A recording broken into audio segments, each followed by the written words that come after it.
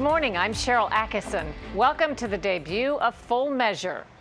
Donald Trump launched his presidential campaign with tough talk about immigration.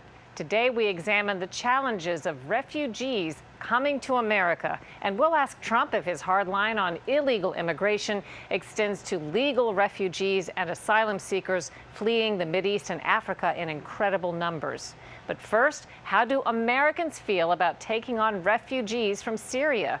Millions have already fled in desperation under attack from their own government as well as ISIS Islamic extremists.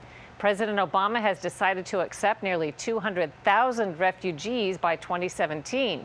A new Full Measure Rasmussen Reports poll released today finds a majority of Americans think we should take fewer. 28% say 200,000 is too many. Another 28% say we should accept no refugees at all. 27% say they're okay with 200,000, and 10% say that's too few. When asked about the impact the refugees would have on America's security, 56% say the refugees would make America more dangerous, 7% say it would make the U.S. safer, 25% say it would have no impact, and 12% were unsure. What you may not know is that many asylum seekers and refugees are already here. We visited one American town grappling with the financial and cultural impact of the unexpected newcomers.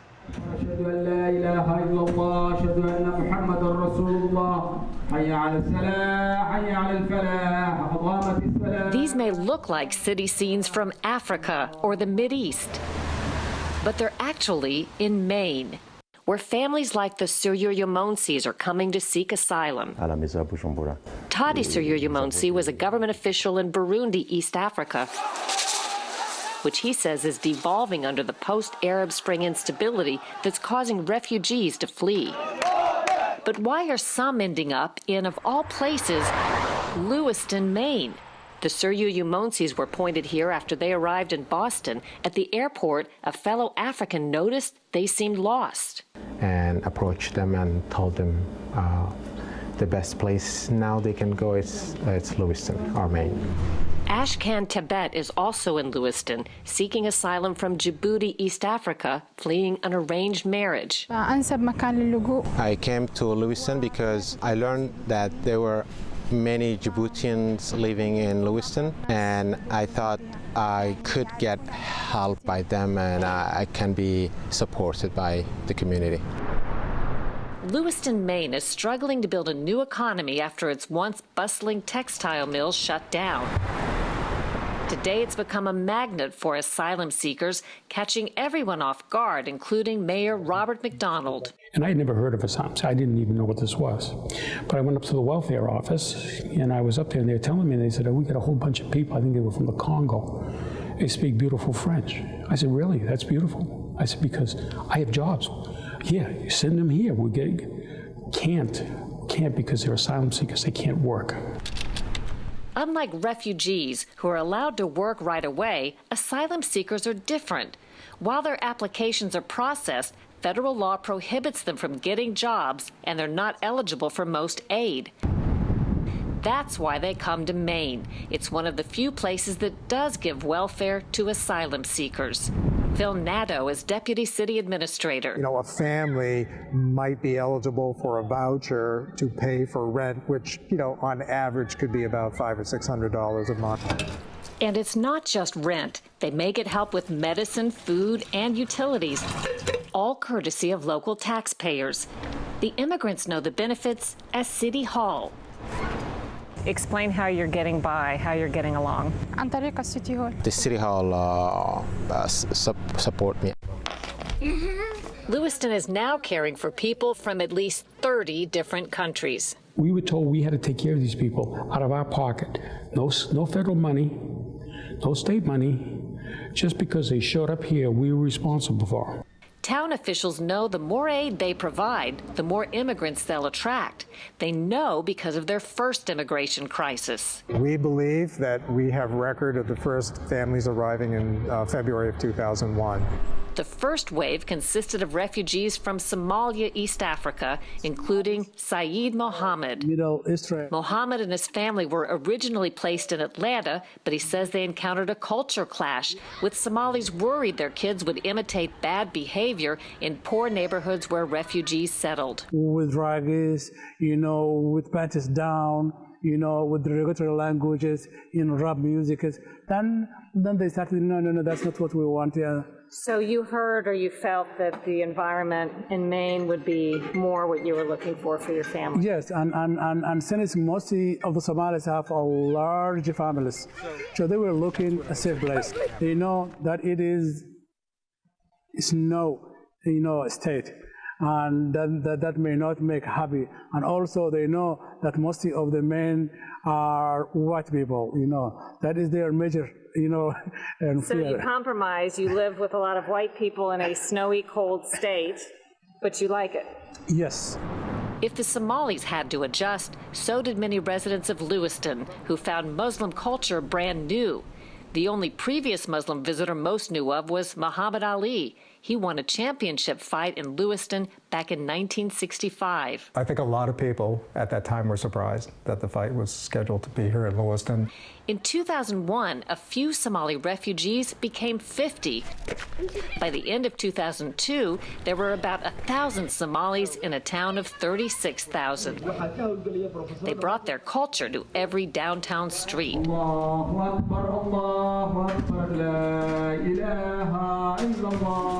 Mayor McDonald says many locals felt the newcomers should adopt American ways. Leave your culture at the door, okay? Leave your culture at the door. What does that mean? That means we have a certain culture here.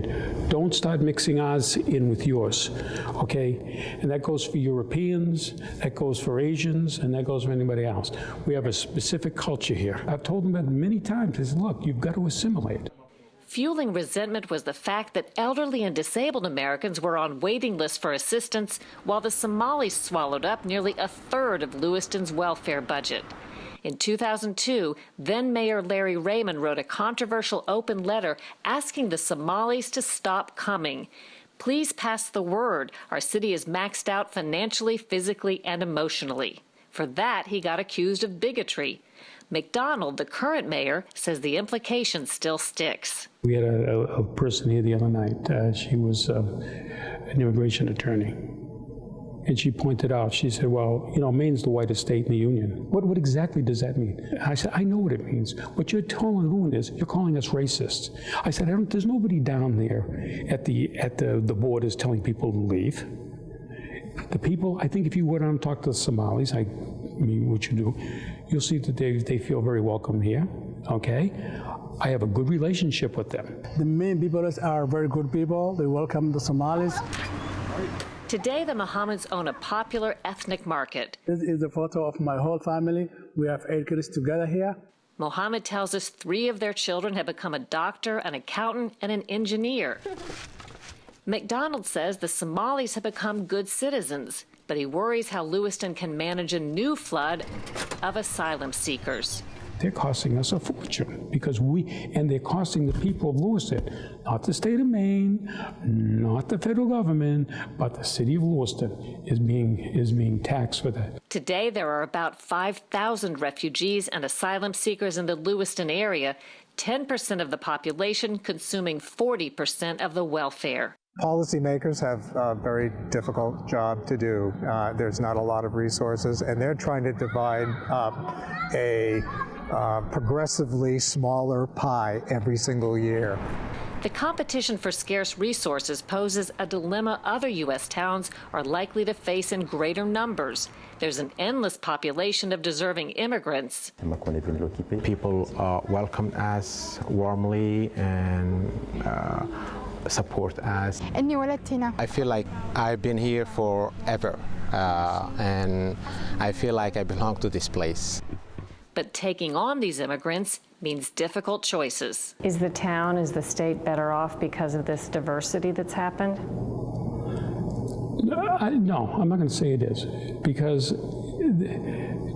as far as I'm concerned, I don't care if you're black, white, yellow, or what we want is people that are going to help us move forward. After months of debate, a new state law takes effect October 15th that will require Maine taxpayers to share in supporting the cost of asylum seekers by paying cities 70% of their expenses. Europe is the first stop and final destination for many of the Syrian refugees. Full Measure correspondent Scott Thuman takes us to Britain and France, where people who are desperate for a safe haven also pose serious security questions. It is known by one name, the Jungle, a refugee camp on the outskirts of Calais, France, the last stop before getting to England and the last hope for thousands. It is sadly one of many, from the masses in Hungary to those in Germany, Austria to Lebanon, each border hosting its own crisis, a crush of people that can't be controlled and yet won't be stopped. Back in Calais, they risk their lives in nightly attempts to leave. Here we witness a group make the 2-hour trek, hoping to sneak aboard a train headed for Great Britain. Every morning, a slightly smaller group returns. A few, it seems, have made it across. You said you know people who've done that, who've gotten away? Yeah, escaped? some of our friends, yeah, they have. Yeah. All the way to the UK? Yeah. Scotland, London, Manchester United, Liverpool, all of them, they are there. More often than not, it seems they are caught, despite what would almost literally seem a needle in a haystack challenge for police, who on this day we watch find 2 women stowed away in a semi-truck. How long were you in the truck? 10 hours. Across the region, nations' walls go up. The added fencing, barbed wire, and constant police presence are needed because many say there's just no way of knowing who is among these camps, a sort of quality control. You don't want anyone to come through who is coming into this country because they are part of a terror gang, and we cannot be blind to the fact that threat exists. We know there are people who are working with ISIL in the Middle East, who want to plan and are actively seeking to plan, terror attacks on the UK and other Western countries. And there is another factor here. Refugees tell me that they escape the so-called jungle successfully every single day, whether it's by getting through the barbed wire and onto trucks or ferries, or something even more extreme. Traffickers. Nathan Johnston is a volunteer medic here. And you hear much about the smugglers? Not really, they're very guarded because obviously the smugglers have a lot to lose and they're quite powerful people. That is an international criminal group of people that has to be cracked down on as well, and that is another very important part of our response. Because they're not just going to bring across a refugee who has money, they will also bring across people who would come here perhaps to do harm. Well, I think they're people without scruple. A daunting effect that halts the asylum process for refugees like Ali Ibrahim. Ali claims he was a sniper in the Syrian army, but rather than keep killing, he quit. So he was tortured by Assad's men, he says, and made sure he couldn't shoot again for either side. See the bone? So they beat him with a hammer? Something like that, yes. That's him what you said, yes, with a hammer. The stories are countless. I'm being honest, everyone's sacrifice. Everyone's same. But you have children as well. You have women pregnant. And same, you have people diabetic. Like people is cooking in dirty water, plenty of bacteria, no hygiene. Few say there is hard evidence that terrorists are getting past police and onto British-bound trains or stowing away in semis, but there's truly no way of knowing who is. One ISIL claim, 4,000 jihadists have snuck through. A Lebanese government official suggests 1 in 50 are operatives. There's a lot of people coming every day. I don't know where I come from. You don't know me who I am. That's the problem. It's not really black and white on that. One man's terrorist is another man's freedom fighter. I've treated lots of different people here and with lots of different political views. As varied as they might be, they do have one common thread: desperation and the yearning to do whatever it takes to find a new home. Not willing to accept that the many nations now deciding their fate are at a crossroads, and the wait an unbearable one. Scott Thuman's here now. How concerned are Europeans with the possibility that ISIS could be infiltrating the refugees? Well, that's a real and present danger. There's no arguing that. But it's not just about the now, it's about the eventual. And experts I talked to are very concerned that there is a brewing, arguably larger risk that'll show itself in years to come here in the United States unless we tackle it today. And that will be the subject of our report next week here on Full Measure. Scott, thanks. Some intelligence experts say U.S. policy is partly to blame for the conditions causing refugees to flee. Next week, our interview with the Obama administration's former ambassador to Syria. He resigned last year, saying he could no longer support the president's policies. This week, the Senate blocked a bill aimed at cracking down on America's nearly 300 sanctuary cities. Laws in these cities help shield illegal immigrants from deportation even after they've committed felonies. The proposal was motivated by the death of Kate Steinle. In July, she was fatally shot by an illegal immigrant who'd been deported 5 times and convicted of 7 felonies.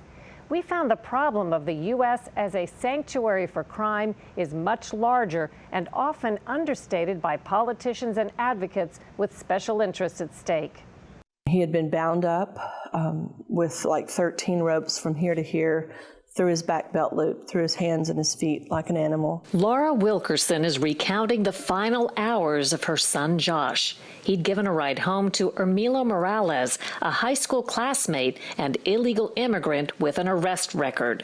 He hit him so hard in the stomach that it made his spleen go into the spine and it sliced it in two. Then he tortured him by strangling him, and he put him in a field and he set his body on fire. Josh is among thousands of victims of undocumented foreigners who committed crimes on U.S. soil and then, through policy failures, loopholes, or mistakes, were set free to carry out more crimes. Do you think that the problem of illegal immigrants who commit crimes in this country is bigger than some people know? I think that it is greater than what we think. Senator Chuck Grassley began investigating after cases like Emmanuel Jesus Rangel Hernandez. In 2013, he was mistakenly granted amnesty under President Obama's executive action. His gang membership and previous drug arrest should have excluded him. In February, Rangel Hernandez was charged with killing 4 people in a North Carolina murder spree. One of the victims, a former contestant on America's Next Top Model. You've got an administration that thinks more highly of their interest in protecting undocumented workers than there is enforcing the law, and in the process of making that decision, violating their constitutional oath to faithfully execute the laws of this country. We spoke to families of 5 victims who told us politics and political correctness have forced their personal tragedies into the shadows while shielding the criminals. Especially in San Francisco, they become a protected class. Whatever they do, they get away with. Don Rosenberg's son, Drew, was on his way home from law school in San Francisco when he was run over and killed by an illegal immigrant. Roberto Gallo had been caught 5 months earlier driving the wrong way down a street with no license or insurance. He kept driving unlicensed until the day he killed Drew. It was less than 3 miles from where an illegal immigrant allegedly shot Kate Steinle in July. Drew's case, 5 years before, wasn't featured on national news. Do you all feel, after what happened to your loved ones, that there's, in some instances, almost a blackout in the media and elsewhere discussing this issue of illegal immigrants? I don't feel it. It is. We know it. We know it. Sabina Durden's only child, Dominic, was a 911 dispatcher. He was driving his motorcycle to work in 2012 when he was hit by an illegal immigrant with a long rap sheet. He had a prior felony conviction, then he had a DUI. And he got put on probation with a DUI, even though he had no license, no insurance, and no registration. So then he had another DUI while he was on probation for the first DUI. 2 months later, he was still driving without a license when he killed Dominic. Have people looked at you as if you're some sort of prejudiced person because of speaking out on behalf of your loss? I've been called racist. Then I show him the picture of Dominic. Dominic was half black. What else you got? Can't call me a racist. Then they come with the anti-immigration, and then I share with them that I became a citizen. I immigrated here. It's not easy to find how often illegal immigrants commit serious crimes in the U.S. The federal government doesn't publicize the numbers. Senator Grassley demanded them from Immigration and Customs Enforcement, or ICE. What he got was astonishing. In 2013 and 2014 alone, ICE set loose more than 66,000 illegal immigrant criminals who had over 166,000 convictions, 30,000 for drunk or drugged driving, 414 kidnappings, 11,000 rapes or other types of assaults, and 395 homicides. Already, thousands of those criminals have been convicted of new crimes in the U.S., including felonies and gang offenses since their release. Mesa, Arizona police officer Brandon Mendoza witnessed the revolving door firsthand. It would be very disheartening for him to feel that the guy I just stopped tonight was a guy I stopped 2 months ago. Mom, he's back.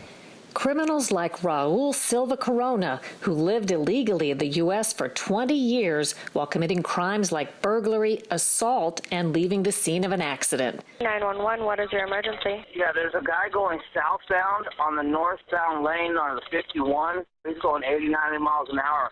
On Mother's Day last year, Silva Corona got drunk and high on meth, drove 31 miles the wrong way on freeways, and ran head-on into Officer Mendoza's car, killing them both. I was furious, and especially when I found out that he had committed crimes previously and had been allowed to stay in our country and had not been punished for anything that he had done. By ICE's count, illegal immigrants convicted of crimes then released went on to commit 121 more homicides in the U.S. between 2010 and 2014. My nephew was number 122. Mike Ronnebeck's 21-year-old nephew, Grant, was clerking on the graveyard shift at a Mesa, Arizona convenience store in January when he was attacked, allegedly by an illegal immigrant with an arrest record. That record included burglary, sexual assault, and kidnapping, charges he pled down to felony burglary and probation. The crime that this illegal alien committed was to burglarize a woman in her house, holding her hostage for a week, naked, threatening her. Day 792 of this man waiting for his bond hearing or his deportation hearing, he killed my nephew, Grant. The man shot him point blank in the face, killing him. When we come back, we'll hear from the head of ICE and an ICE agent who details the frustrations of his job. We have to sit back and watch people die. That's not an exaggeration. For tens of thousands of illegal immigrants, the U.S. has become a sanctuary for crime. A spokesman from Immigration and Customs Enforcement told us it is focused on smart, effective enforcement that prioritizes the removal of criminal aliens. But Congress has repeatedly asked ICE to explain why then so many dangerous criminals are set free. I cannot deport any individual without an order from the court, either an immigration court or a federal court. Right, and if you sought that order, you could deport thousands of these individuals, and you're not trying to do it. At a hearing in April, Congressman Lamar Smith grilled ICE Director Sarah Saldana. You know, the criminal justice system releases murderers, rapists, sexual assaulters every day when a federal judge decides, you know, this person does not present a flight risk or a safe danger to the community. That's the same considerations the law and the regulations. Yes, the law allows you to deport these individuals if you want to. Senator Grassley says he's heard from one whistleblower after another inside ICE claiming they're told not to do their job. Ignore the laws. Just do everything you can to have people that ought to be deported to be able to stay in this country. So it's not, in their view, always an accident that people who've committed crimes are allowed to stay. The people that have to make that decision are told to make that decision. When they get the orders from the top and they don't do it, they're going to lose their job. We spoke to an ICE agent who told us the same thing. He asked not to be identified for fear of losing his job. We have to sit back and watch people die. That's not an exaggeration. We have people fighting with children. That happens every day. That's the most horrific thing, is to know that you have the ability to prevent this. And the government would rather not offend anybody than keep people from dying. I know that this country welcomes immigrants. This country was built by immigrants, but we're also a country of laws. And when we have people that cross our borders that don't have the same respect for our laws that we do. It bothers me, and it bothers me that we can't hold them accountable. This administration, in too many cases, has turned a blind eye to enforcement. Don Rosenberg attended a congressional hearing in July, convened after Kate Steinle's death. He lashed out when an advocate said illegal immigrants should not be judged by a few bad apples. Thousands of people, not a few. 45 House Republicans have co-sponsored Kate's law to mandate 5 years in prison for any undocumented alien who returns to the U.S. after being deported. But the bill has stalled. We're just collateral damage in their attempt to garner votes on the left and donations, financial donations on the right. It's just crazy. Greg Chen is an advocate for illegal immigrants with the American Immigration Lawyers Association, or AILA. What AILA cautions is that lawmakers not jump to the conclusion of trying to punish the immigrant community and scapegoat them. He referred us to a study showing most immigrants are law-abiding. There's no indication that immigrants are any more likely to commit a crime than anybody else. Isn't it true that the study doesn't break out the illegal immigrant population specifically? So we may assume that they don't commit crimes at a higher rate, but we don't really know. You're right, it doesn't break out that particular population of unauthorized versus those who are here legally. In the end, Chen says the best way to track those who are dangerous is to allow all illegal immigrants in the U.S. to become documented. It's both good for America in terms of national security and public safety, but benefits the economy, as well as immigrant families and businesses. The families of the victims say they're weary of being treated as if their rights and interests take a back seat to those who wouldn't be here if laws were enforced. The leniencies that our government is showing these illegal criminals is costing innocent Americans their lives. For me, it's being a mom who lost her only child and my best friend. It's about right and wrong. Has nothing to do with race. Has nothing to do where you come from. Mexico, Germany, Canada, I don't care where you come from. You gotta do it the right way. Because we're losing too many kids, we're losing too many family members, and nobody talks about it. Some of the illegal immigrants in our report were finally deported. ICE told us it's working to focus efforts on criminals who threaten the public. That includes a new priority enforcement program intended to make sure ICE takes custody of dangerous criminals so they're not released back into the U.S. The rush of foreign fighters to join ISIS appears to be rising rapidly. According to one study, the number has doubled in the last 18 months. In 2014, an estimated 12,000 people traveled to Syria to fight for ISIS, for a total estimated at 27,000 to 31,000 fresh recruits from all over the globe. That means tens of thousands of sons and daughters go missing and may never return, except in the case of one father from Belgium, Dimitri Bonting. When his teenage son joined a terror group and then disappeared in Syria, Dimitri began a dangerous and incredible journey to bring him home. Full Measure correspondent Scott Thuman has his story of the Great Escape. If you didn't go to Syria to get your son, would he be alive today? No. He would have paid the ultimate highest price to die as a martyr. Yep.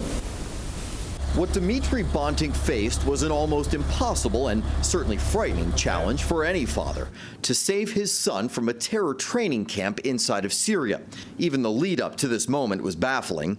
Yeyoun was hardly the ideal foreign fighter. Born in Belgium and raised Catholic, he seemed the average teen, even visited Washington, D.C. and spoke admiringly of the American dream. But after a breakup with a girl and meeting another who introduced him to the Quran, Yeyoun began to change, and soon after, under the lie that he was going with friends to Amsterdam, he instead went to Syria to join Islamic extremists. We were in shock. Of course, what do you think? We are not Muslims. Determined to bring him back, Dimitri, a former soldier, began plotting his son's rescue. How I'm going to do it? I don't speak Arabic. I don't have experience in the Middle East. I don't have any connections in the Middle East. The first trip with a journalist turned up nothing. On his second, a solo attempt, Dimitri says he found the group holding his son, led by longtime terror suspect Abu Asir. What did they do to you? They took all my clothes out, beating me. They put a cap above my head, handcuffed me, and take me upstairs in a place where they interpolate me all the time and beating. Because they really suspect me to be a spy. They're beating you, they're torturing you. They're torturing me. They're questioning you. Yes. And the whole time you're saying, I'm just trying to find my son. I'm a father who is looking for his son. They didn't care if I was the father or not. Because they say it's Allah decided that he's here. And Allah go above everything. It was really, really very hard negotiation. After forming a seemingly odd but necessary relationship with the group, Dimitri and his son were reunited and allowed to leave. The day that you got him out of Syria and across the border, and you're in safety, what is the feeling? The first moment when I know we are safe, 100%, I hold him like a small baby, like a child, you know. We were both crying, you know. We were both crying. It was an emotional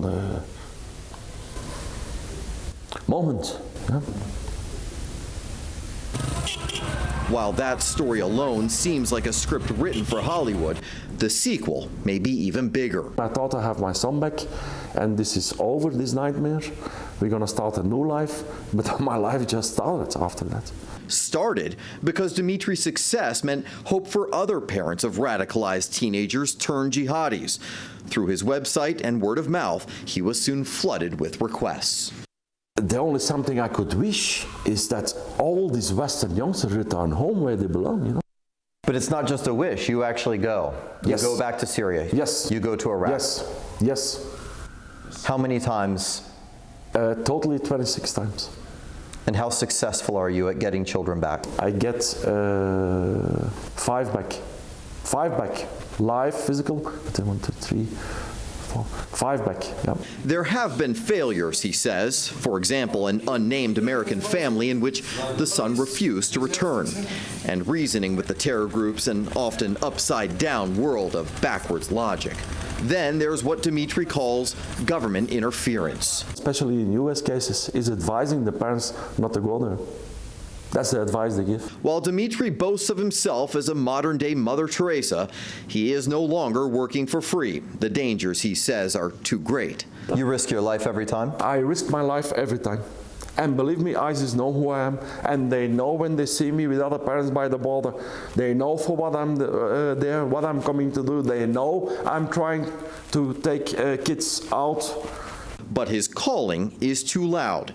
As he puts it, he wakes up Syria, he goes to bed Syria, and couldn't stop, even if he wanted to. Dimitri says his son was also held with James Foley, the American journalist who was killed, and John Cantley, the British photographer who is still among the terror groups. Cheryl? And so what happened to his son after he got back? Yeah, so Yeyoun was released after about 40 days in a Belgian jail for his affiliation with the terror group. He regrets his decision. He says he is no longer religious. And Dimitri says that when he gets to that point, his son will be an advocate to try and deter other young people from being radicalized. He calls him the perfect witness. This week's terrorist attack on a holiday party in San Bernardino, California, brings the reality of Islamic extremist violence to the home front, and concerns among Americans are at an all-time high. A new Quinnipiac University national poll released Thursday shows 83% of American voters say a major terrorist attack in the U.S. in the near future is very likely or somewhat likely, and homegrown jihadists are considered the greatest terror threat to the U.S. 58% of American voters rank homegrown jihadists as number one. 16% say terrorists hiding among Syrian refugees is the biggest threat, and 17% most fear radicalized foreign visitors. With the San Bernardino shootings, the FBI is said to focus on how a lead suspect may have been radicalized on a trip to Saudi Arabia. Europe is more familiar with the drill. In fact, that's where you'd find a place in Belgium some call Jihad Central, not far from the chic shops of Brussels, with Europe's highest known concentration of Islamist fighters, including those who launched the Paris attacks. They leave to fight in Syria and Iraq and return battle-hardened, turning their skills toward targets in Europe. correspondent Scott Thuman went to Jihad Central to find out how young people are radicalized and whether there's a way to keep it from happening here.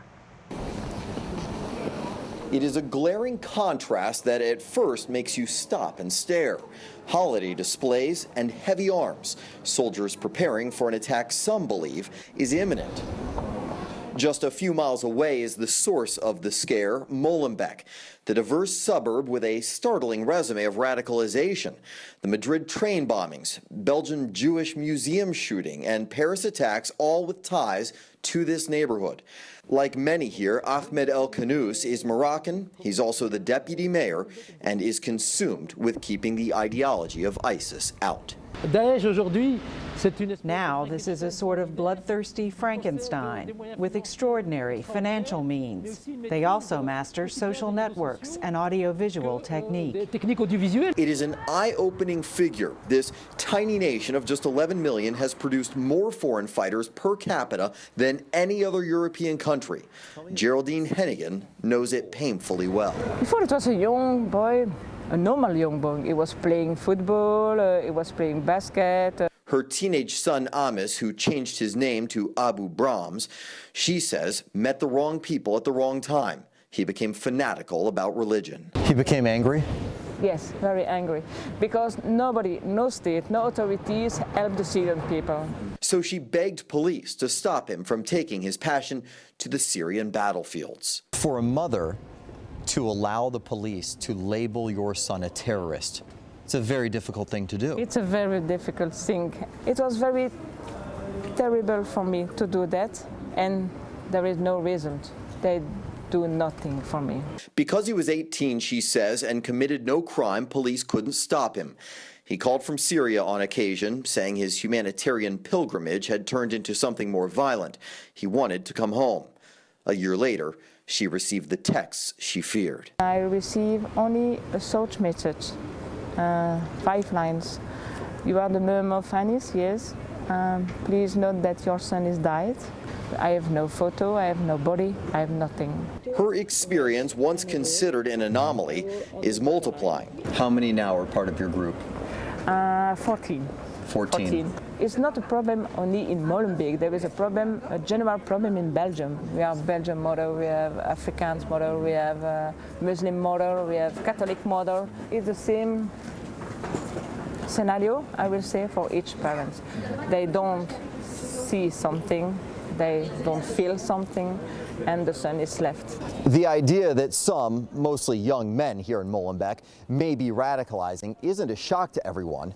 What is alarming, though, is the speed. The visibility sometimes may be very short, a very short period of 1 week, 2 weeks may happen. Mafia-like organizations exploit always dysfunctions in our bureaucracies and in our legislation. And that's what's happening here. And that's what is happening here.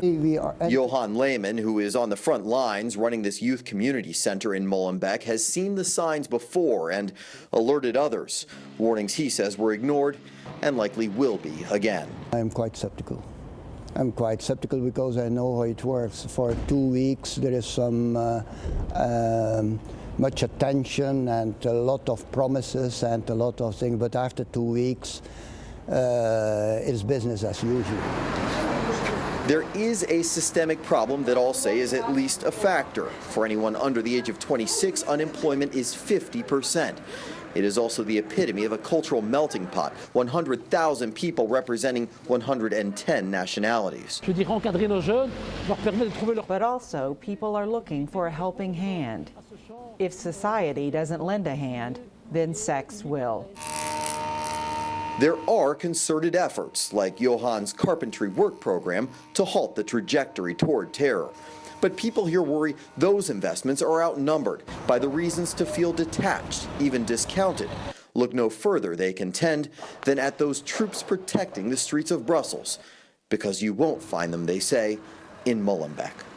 Well, if there is a lesson to be learned by what we heard and saw in Brussels, many people there telling us it's that if you are identifying a problem, perhaps that means it's too late. That refugees and immigrants need to feel assimilated, they need to feel invested in their own city, state, and country, and if they don't, they are more prone to that radicalization process. Cheryl? Scott, based on what you've seen, what is it that you think Americans might not understand about the challenges you've seen them face there in Europe? Yeah, well, I don't know that a lot of Americans would understand how much distaste and criticism there is right now for U.S. foreign policy. When they look at the refugee crisis, they are blaming America in many scopes because they say, had the Middle East not destabilized in the manner that it did, this wouldn't be occurring. And there is a lot of criticism for the fact that the United States is not taking as many immigrants. Look at Germany, they're doing about 10,000 a day. That's the entire year's plan for Syrian refugees in the United States for next year. And you're reporting to us right now from Berlin. What is it you're working on for a future edition? Yeah, fascinating what we're seeing in Berlin, because Germany is a country that has been very accepting, and a year ago you wouldn't have heard this criticism, at least not this loudly. But now there are many people saying they believe that the borders should actually close, not only here in Germany, but perhaps in other countries around Europe. Cheryl? Scott Thumann reporting from Germany. Thanks so much.